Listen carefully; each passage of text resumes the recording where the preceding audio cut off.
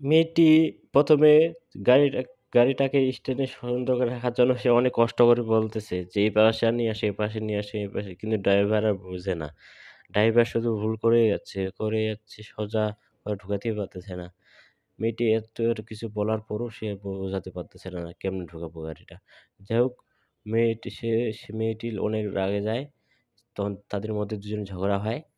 পরে মানুষটি বুঝায় দেয় যে, "এভাবে ঢুকায় দাও।" আরেকটি মানুষ বলে দেয় যে, "এভাবে করলে এভাবে ঢুকে যাবে গাড়ির স্ট্যান্ডে রাখা যাবে সুন্দর করে।" তখন সে বুদ্ধিটা কাজে লাগায় ড্রাইভার। দেখা যাক পারে কিনা। সে চেষ্টা করতে থাকে। দেখা যাক পারে কিনা। অনেক কষ্টের পর হয়তো এবার পারবে। সমস্যা নাই। একটু ব্রেক দিয়ে দিলেই হবে। একটু সামনে গিয়ে আরেকটু সামনে যায় ব্রেকে দিলে গাড়িটা স্ট্যান্ডে চলে যাবে সোজা। তাদের মধ্যে এইটুকু ব্রেন ছিল না।